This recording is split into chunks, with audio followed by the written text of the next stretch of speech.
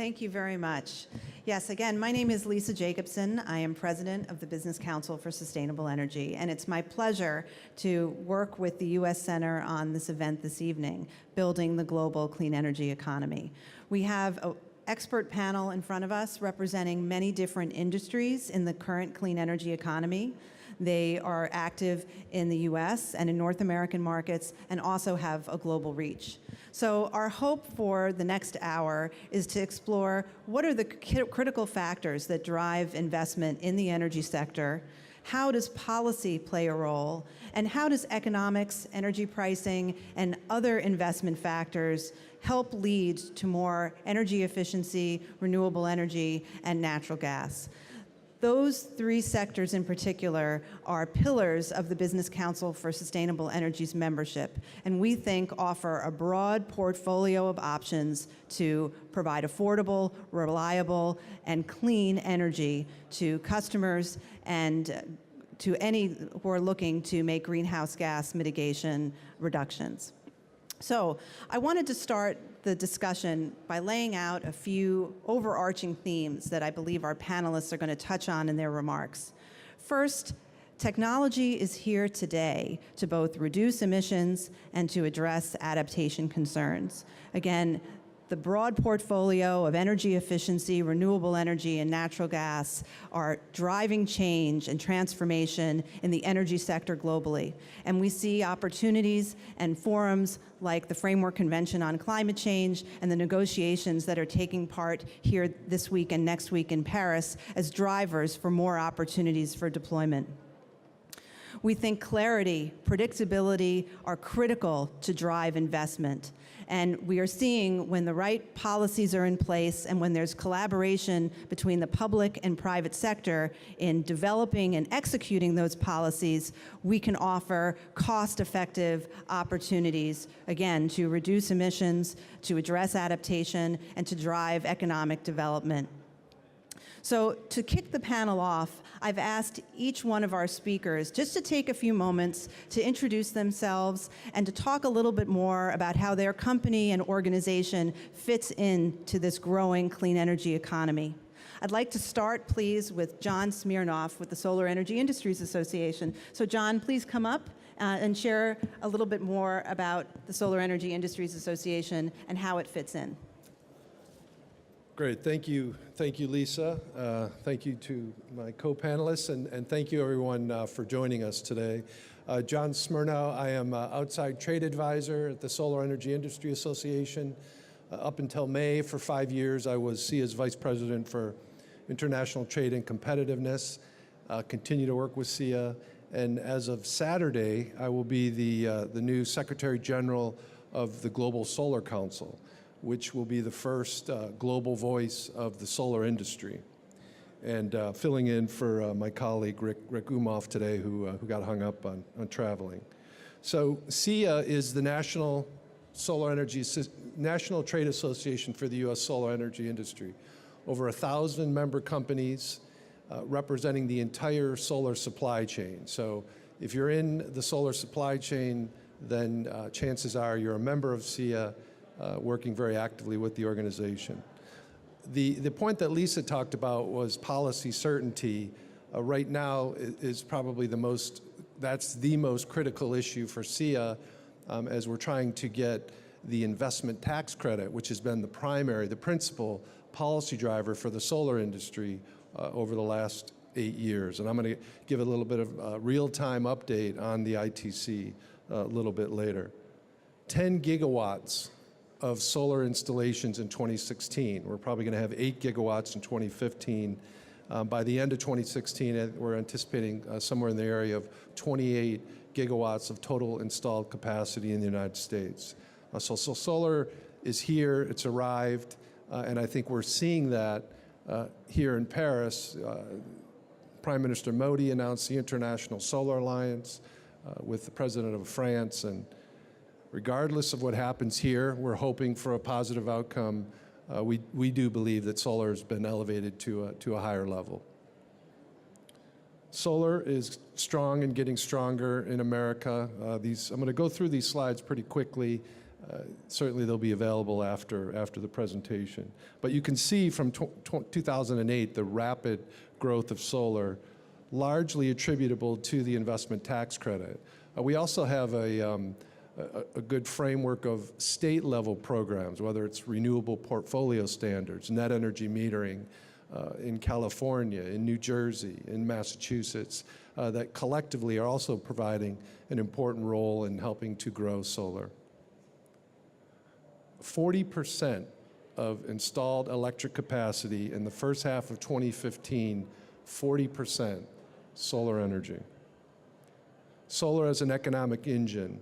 And that's one of the beauties of solar. It's not just about addressing climate change, it's also about being an economic development tool. And I think we're going to see that's critically important in developing countries as we try to bring the 200-300 million global citizens who don't have electricity, try to bring lighting and electricity to them. Currently, there are 174,000 people employed in the solar industry. That's the verified number, where we actually go out and get specific numbers. The real number is probably currently closer to 200,000. 200,000 American citizens dedicated to the solar industry. Investment, tons of investment, and obviously we're seeing solar continue to grow. The growth is largely attributable to falling prices, both on equipment, so the cost of solar panels. We saw rapid declines in polysilicon, which is the primary raw material that goes into solar. 4 or 5 years ago, a kilogram of polysilicon cost $400. Today, the current price for polysilicon is below $15 a kilogram. So that's probably the principal driver. We're also seeing scale production, scale capacity around the world as well. The Sunshot goals, U.S. Department of Energy set very aggressive targets. We're getting there, have nearly achieved the Sunshot goals. We're also seeing growth in solar across all three segments: residential, commercial and industrial, and utility scale. So it's not just one part of the industry that's driving growth. We're seeing growth across it, and that actually makes for a much healthier solar supply chain. Again, I talked about the 8 gigawatts in 2015. By the end of the year, 28 gigawatts of installed capacity. Aggressive growth projections through 2016. Unfortunately, what you're going to see, if the investment tax credit's not extended, a decline in the market. And then we'll eventually get back on the growth path, but you will see a cliff. And that is just all has to do with policy certainty. So the latest update, Congress is working on a tax extenders package. There are two options for that. There's a short-term extension, and if there's a short-term extension, we believe we have a very strong chance of getting commenced construction. Currently, to qualify for the investment tax credit, you have to place your project in service. It has to be finished, then you could get the tax credit. If it's commenced construction, the credit applies when you start the project. And so if it takes you 3 or 4 years and the ITC were to expire at the end of 2016, as long as you started it before the end of 2016, you would be able to take advantage of that project. If there's a longer-term tax extenders package, then the current discussion is that the ITC would actually be extended. And this is happening right now, today. Over the next 2 days, these decisions are going to be made. And I think there's a very good chance that SEIA is going to succeed and get some type of an extension, a pathway of certainty that moves us into the next cost structure for the industry. So with that, I'm gonna wrap up and turn it over to my colleagues, and happy to answer any questions later in the program. Thank you.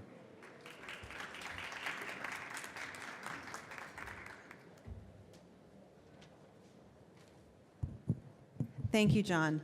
Our next speaker is going to be Tad, so please share a little bit about Calpine and its role in the clean energy economy.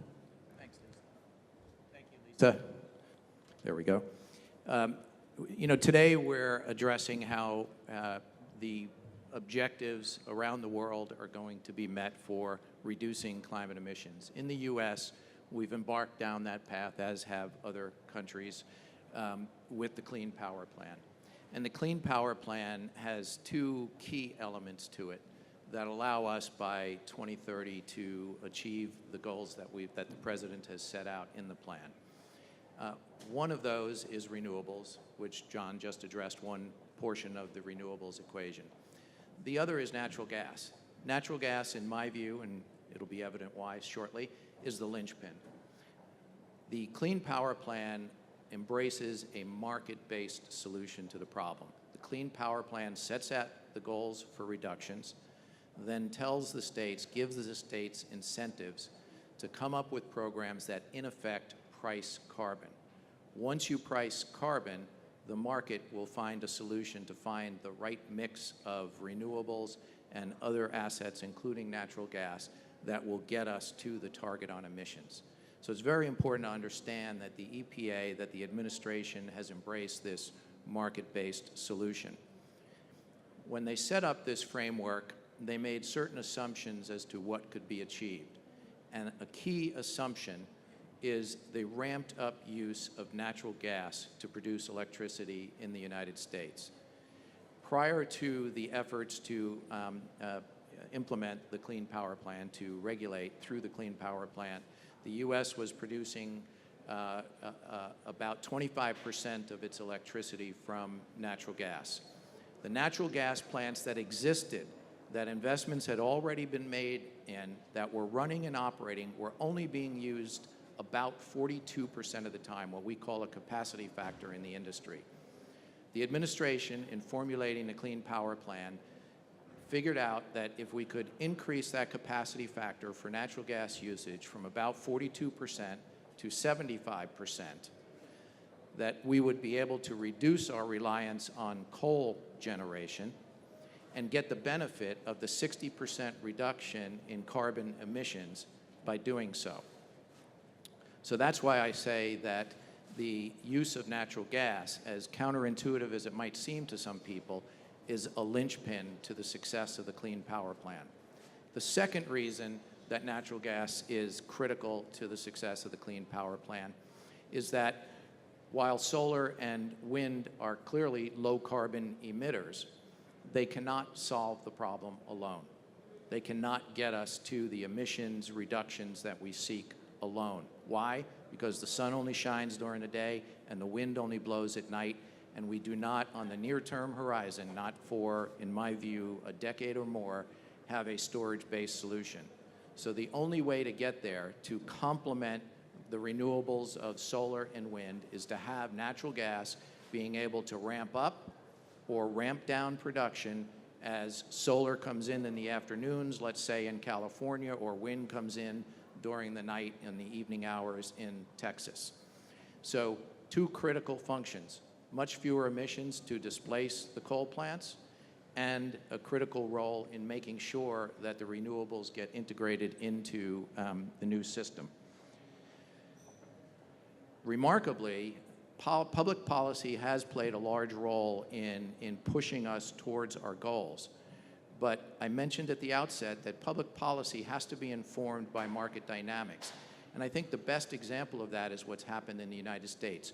We have had a paradigm change in our energy profile in the United States. With the discovery of production of oil and natural gas in particular, from shale fracking, we now have an abundant supply of natural gas, abundant and low cost.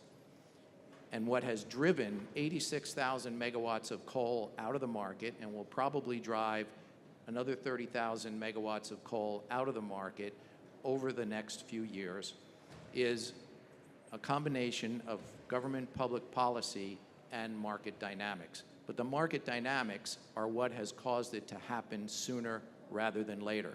The government policies, for example, the Clean Power Plan, doesn't occur for several years in terms of enforcement and implementation, and yet these plants are already retiring. In our industry, you have to make huge capital investment decisions for hundreds of millions of dollars to billions of dollars at a time. Those decisions need to be made several years in advance. And when you see low natural gas prices and when you see government policy implementing new regulations on the horizon, you get this early impetus towards retirements. So that's kind of the overall picture of what's going on in the U.S. What role do we at Calpine play in that? We are the largest independent power producer in America by the number of megawatt hours produced. Almost all of our plants, as you can see, they're located around the country. We have about 1/3 on the West Coast, 1/3 in Texas, and 1/3 on the East Coast, which all happen to be the most populous areas of the United States. We are the largest renewable provider, by the way, in California with our geysers geothermal renewable in Northern California. But otherwise, we are in the main natural gas producers. We're the largest natural gas consumer in the power industry, and we are among the top 2 or 3 largest natural gas consumers, period. We're also the largest operator of natural gas turbines in the world. Here's a snapshot of our renewable portfolio in the geysers in Northern California. Of that top line, which shows the United States geothermal production, we represent 725 out of the 805 megawatts there. This shows you the profile of our fleet. Compared to our competitors, the other independent power producers in the sector, Calpine obviously has the newest fleet, as you can see from these bar charts, the most efficient fleet, due in part to the fact that a good portion of our fleet is cogeneration, helping industry produce at very efficient levels. So the petrochemical complex, the fruit drying complex, and the vegetable drying complex in California, all those things are working in tandem with Calpine. Our emissions are extremely clean because we use natural gas, and as you can see, our carbon profile is very low compared to our competitors, many of whom have large coal portfolios. I spoke about the shale revolution. I'll just skip over this slide, but this just gives you a picture of how massive a change it has been. I think the most important part of this is on the lower left, where the blue curve at the top shows you what natural gas prices were projected to be going forward back in 2010, before the shale gas revolution. The bottom green line shows you what the gas prices are projected to be today. That's a pretty big delta, and that's all because of the shale gas revolution. The chart in the upper right is also informative because it shows you how much it costs to build the different technologies that we're talking about here, and we are talking about technology-driven solutions. So I'd refer you to that after the conference. And as I mentioned, at the outset, we are really critical to the integration of renewables as we move forward towards achieving the goals about which this conference is concerned. Thank you. Yeah. Thank you very much. Nanette. Thanks, Lisa. I think I have slides coming up. Sure.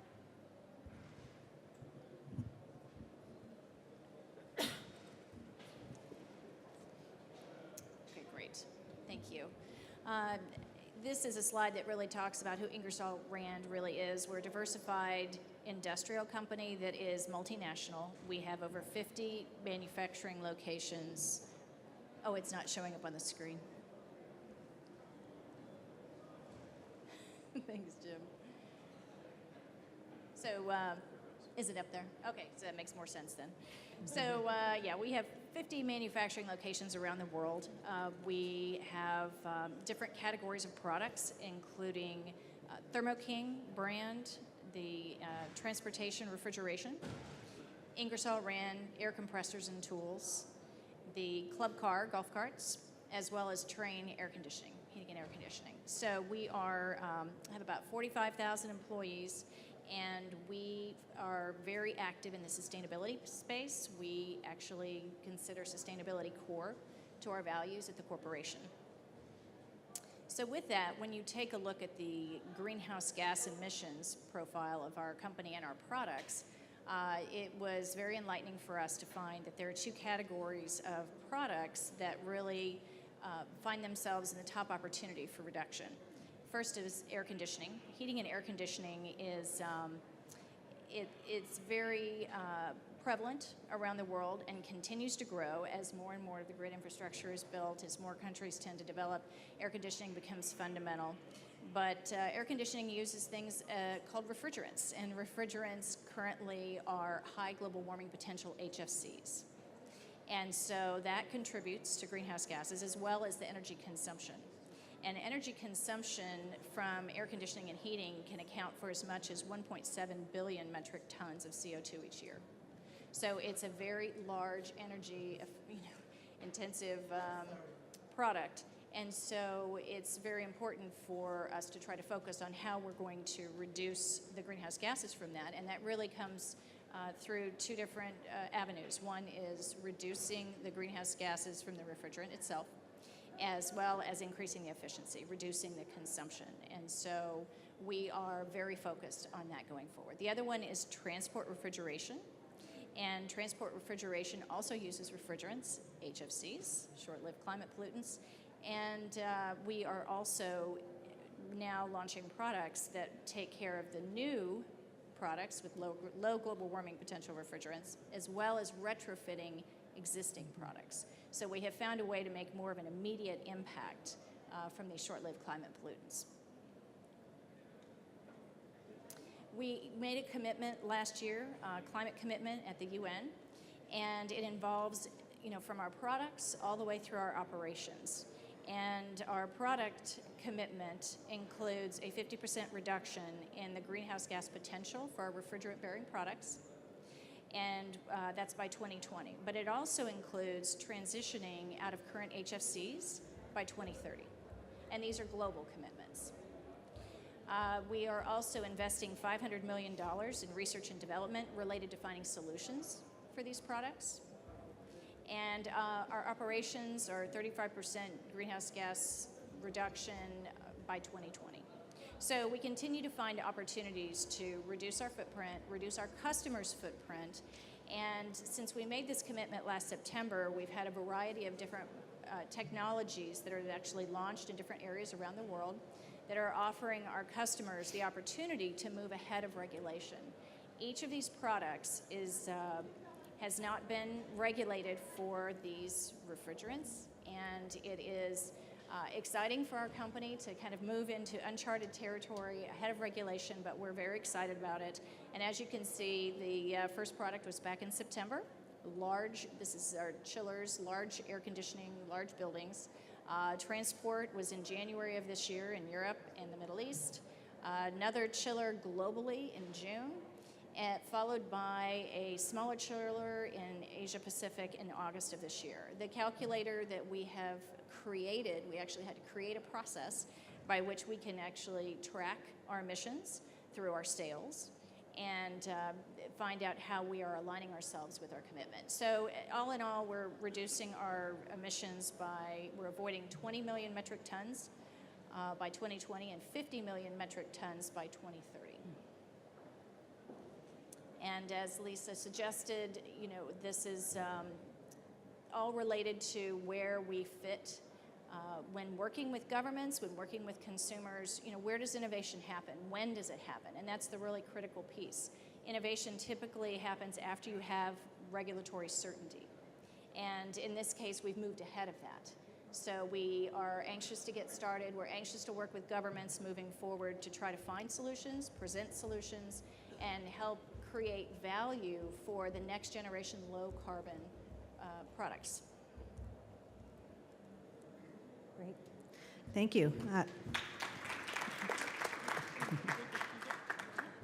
Thomas, I'd love to invite you to come up and make some opening comments. Thanks.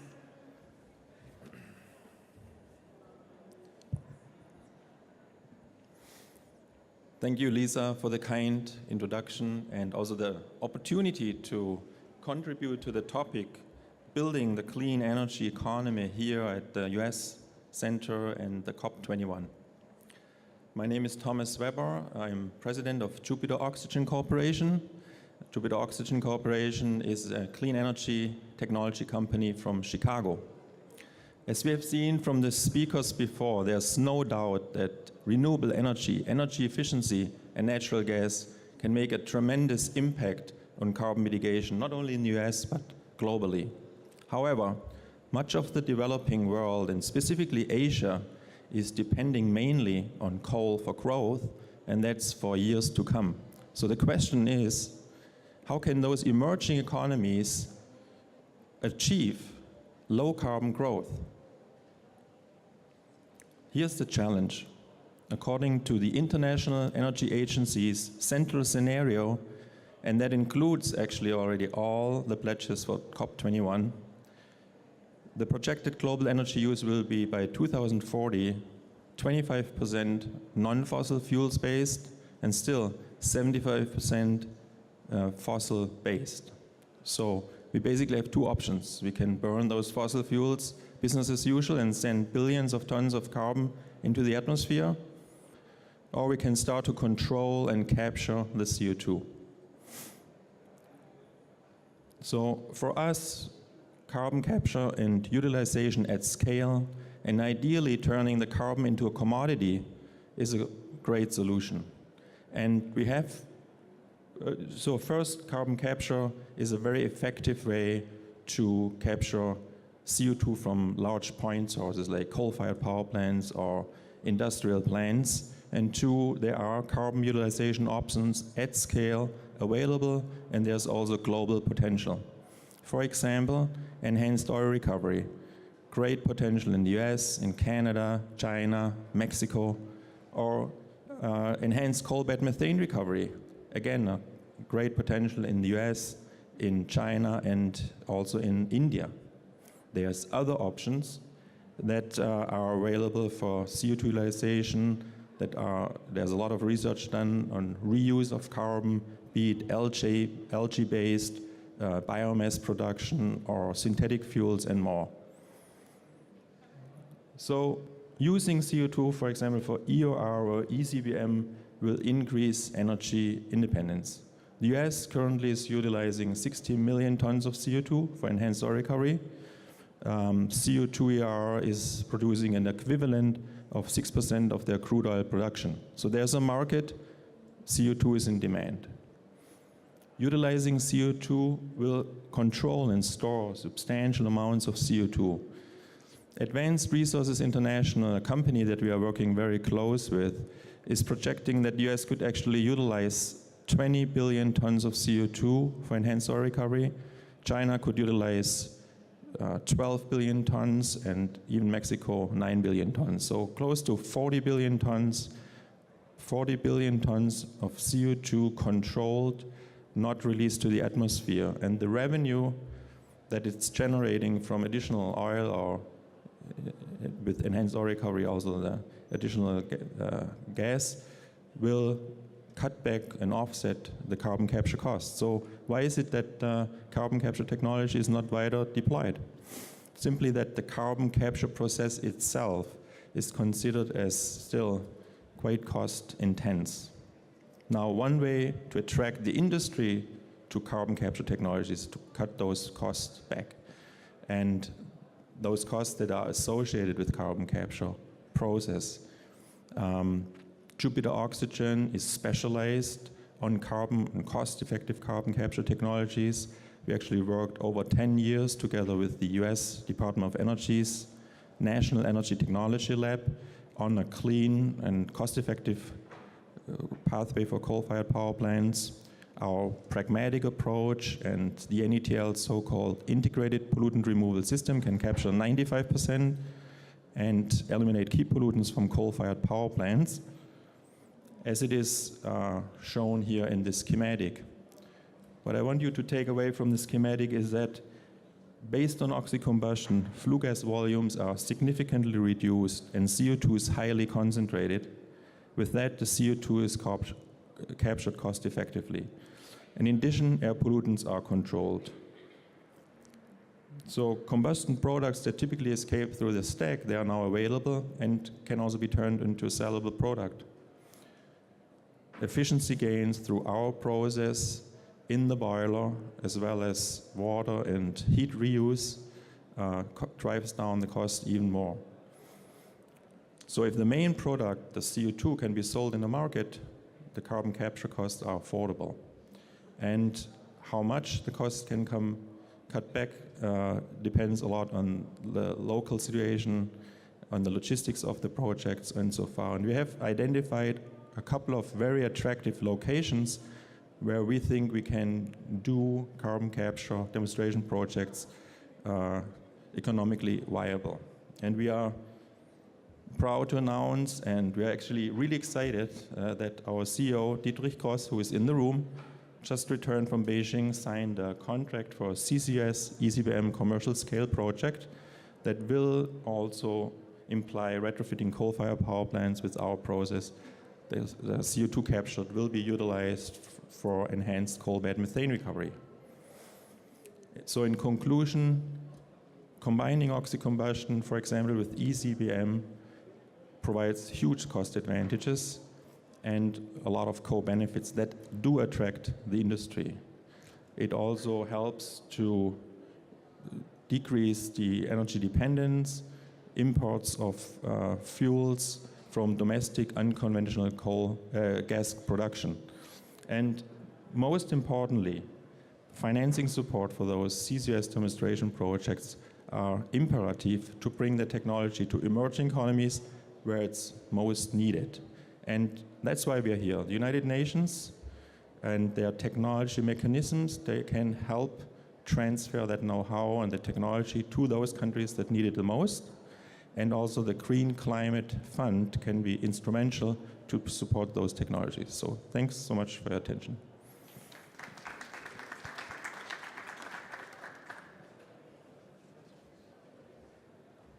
Thank you, Thomas. Melissa, I'd love to hear a few words from you. Thank you. Thank you, Lisa, and thanks again for having us here, and thanks to the U.S. Center for letting Business Council have us all for this panel. So Melissa Levinson, I'm the Vice President of Federal Affairs and Policy, and also Chief Sustainability Officer for Pacific Gas and Electric Company. And just a little bit of background on PG&E. We are headquartered in San Francisco, California. We are a combined gas and electric company serving about 16 million people throughout Northern and Central California.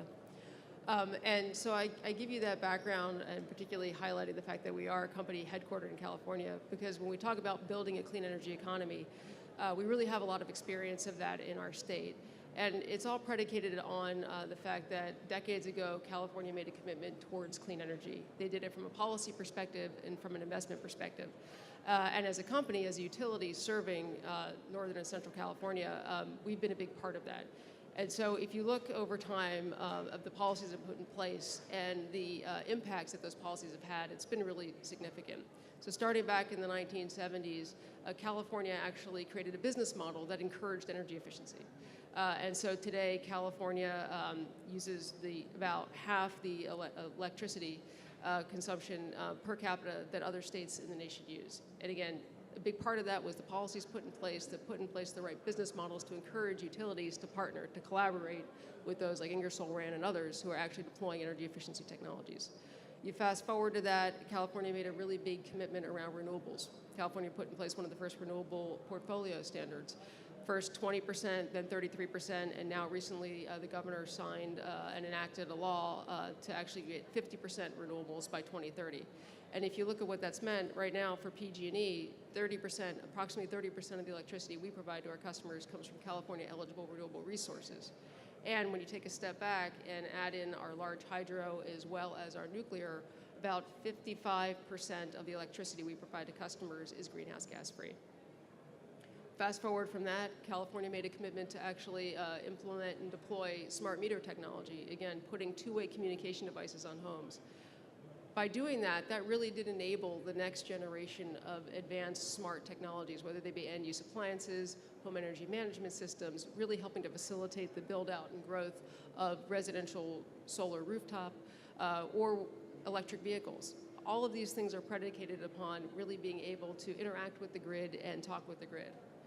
And so I want to just focus on that for a second before we turn it over to Q&A, because I think that's a really important piece of all this. And one of the reasons why I actually asked to go last today is thinking about the foundational element and the role that utilities play in helping to build out that clean energy economy.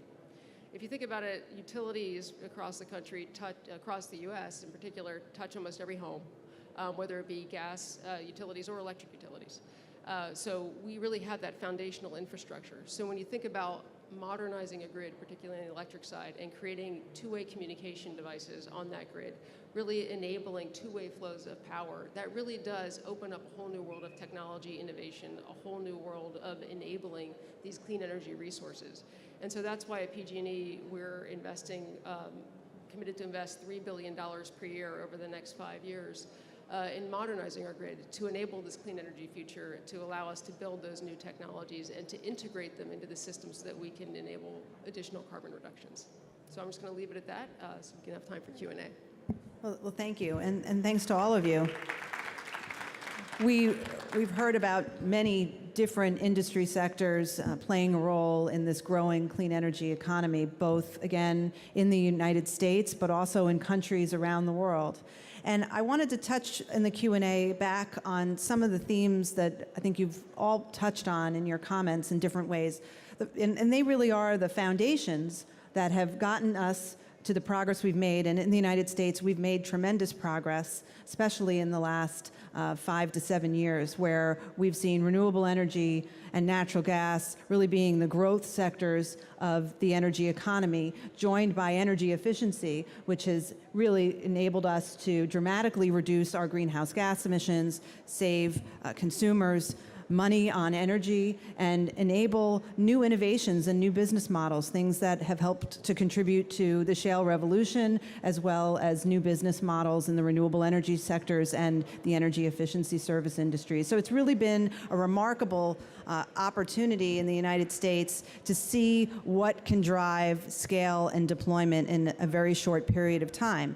And it comes back to things that you've spoken to, things like policy, and the engagement with policymakers, energy pricing, and the broader economic factors that enable a project to go forward or an investment to be considered.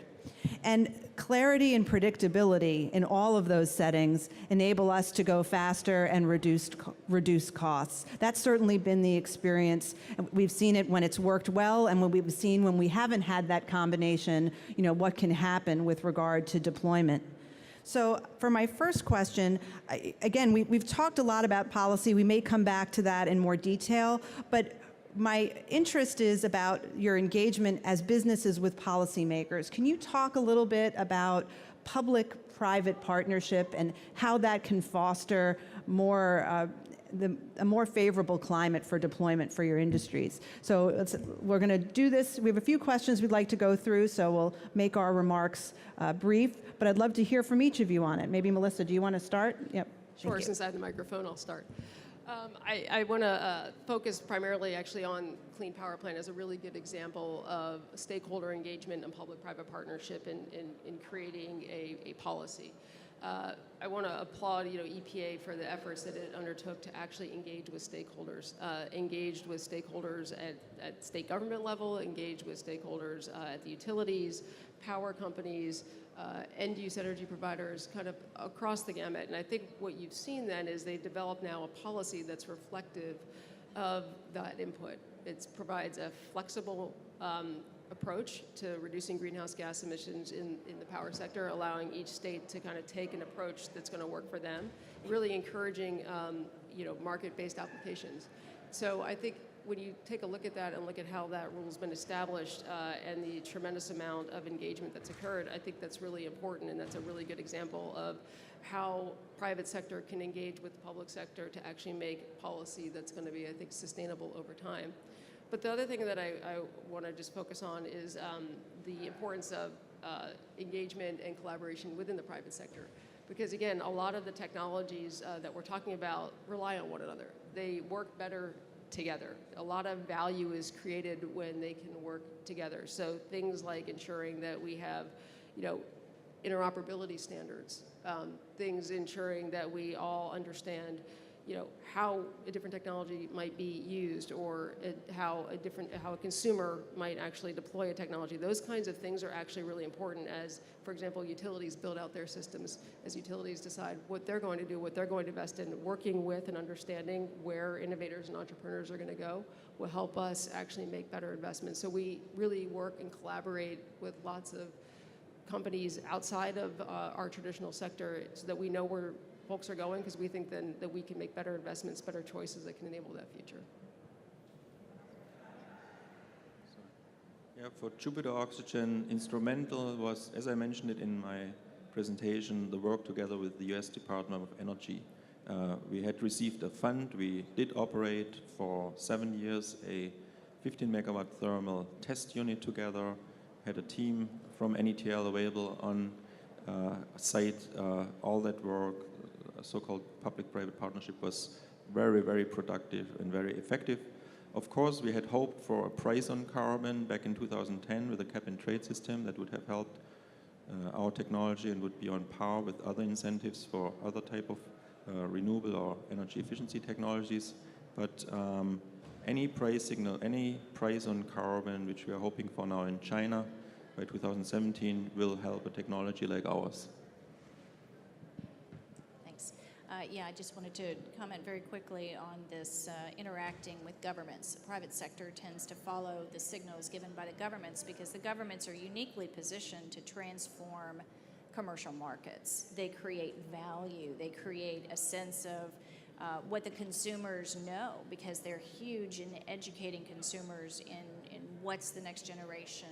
The U.S. deployed Energy Star, created an entire new consciousness for energy efficiency where one did not exist previously. So I think it's very important that the private sector works with the governments to create this market pull through, whether it's through incentives or regulation or just education, but it absolutely is important to do this so that the technology follows and that the consumers actually desire this technology and create value in a space that did not have that before. When I think of this question, I think about Economics 101. Economics 101 tells us that when we have an externality, something that the market isn't addressing today, and the government through policy initiatives wants the market to address it, that externality should be priced. Carbon should be priced. Once you price that externality, the market will figure out where the flow of capital should go to achieve that objective. And so if the policymakers and the folks in industry want to achieve an economic result and a policy result, they need to work together to do that. And I think the Clean Power Plan is probably one of the best examples we're seeing in the modern day of that, where the administration in Washington, the EPA, realized that the best, most efficient way to achieve a price on carbon is to create a framework that allows the states to embrace Economics 101, put a price on that externality, and let the market figure out how to solve the equation. And that is, to me, the best example of government and industry working together. So I'd like to touch a little bit on something Melissa had raised about standards development. I think that's a very important space for public-private partnerships. If you think of solar, I think the expectation is there are going to be hundreds of billions of dollars of investment in solar. And it's critically important that those are quality investments, that the modules that are being installed are going to last 25, 30 years, that they're not going to start failing after 5 or 10 years. And one partnership, the U.S. Department of Energy has funded the PV Reliability Consortium, and it's being led by NREL, Sarah Kurtz, and John Wogelmuth. And it's all about developing testing now that can estimate the longevity of a module. And industries bringing their resources, their expertise, something that can happen both at the national level and also go to the international level. And that's one of the things that the Global Solar Council is going to work on in partnership with the new International Solar Alliance and the Terawatt Initiative. Is industry is going to make sure that we're developing standards that ensure that these are quality investments, both with respect to the equipment and the installation of the projects themselves. Thank you all. Very informative answers. I'd like to take one more question from up here and speak a little bit about what's going on at the conference.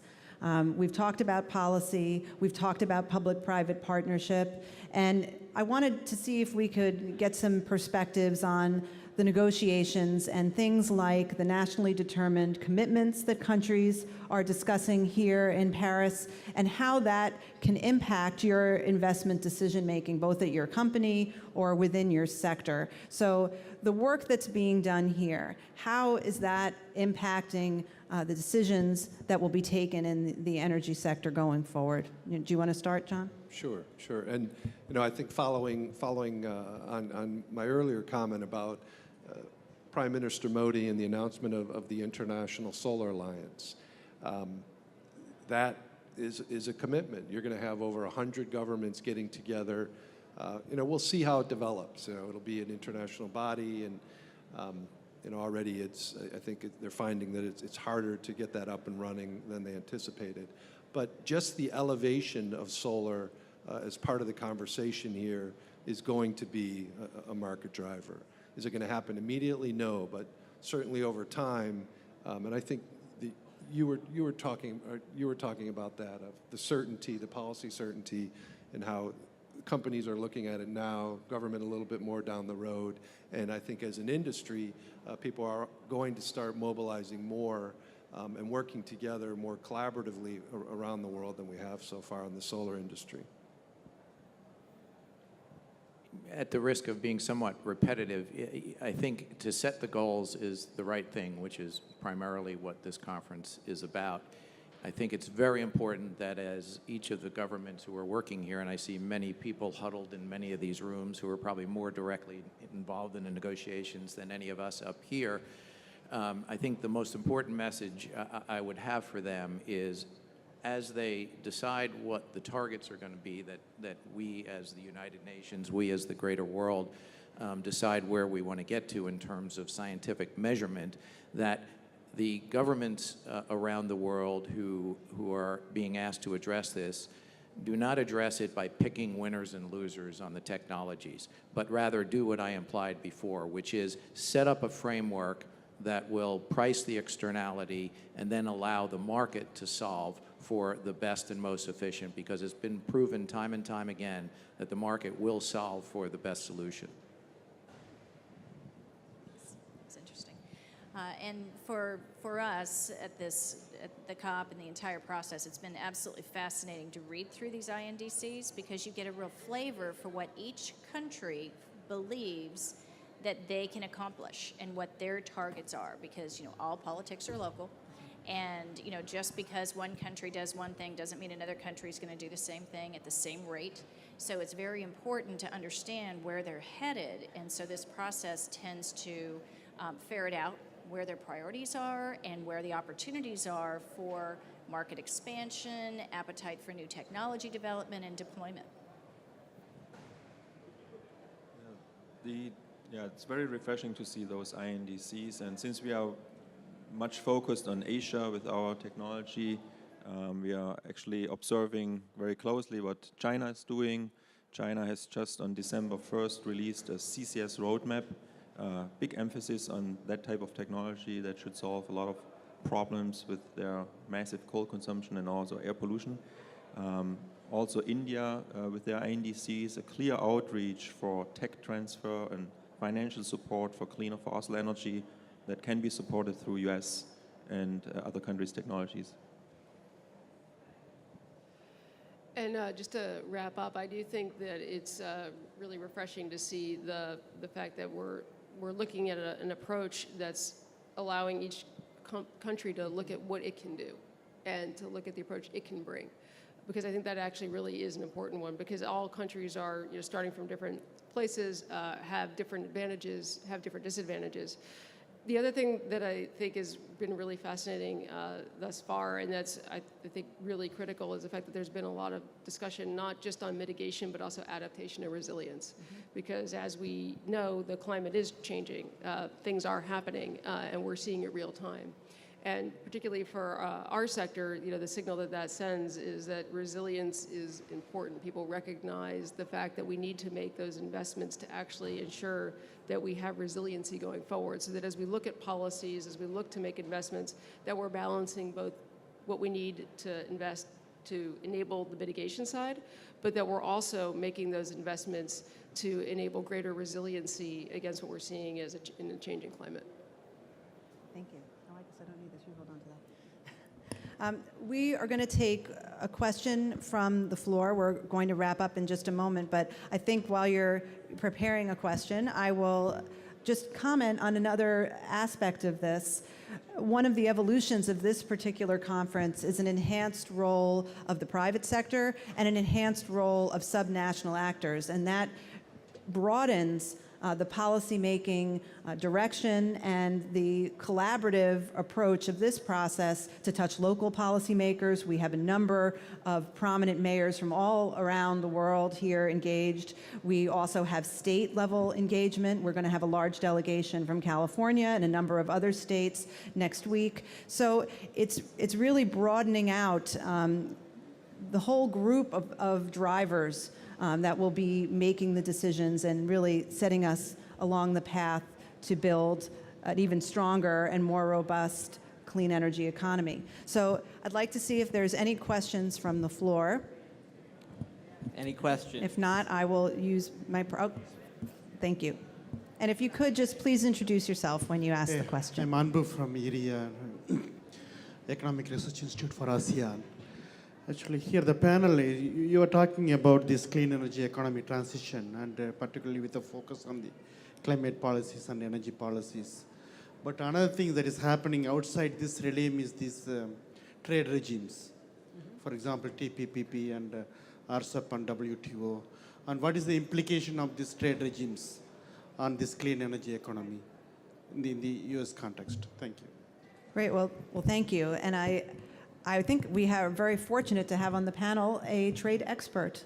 I'll just make one quick comment. You know, from the Business Council for Sustainable Energy standpoint, just like we need to integrate energy, economic, and environmental policy and bring more attention to the economic fundamentals that impact energy sector investment, we need to think about the trade regimes, especially the new trade policies that are being developed and negotiated in real time. And they too need to factor in climate mitigation, adaptation, resiliency, and we need to have a holistic approach when it comes to looking at those matters.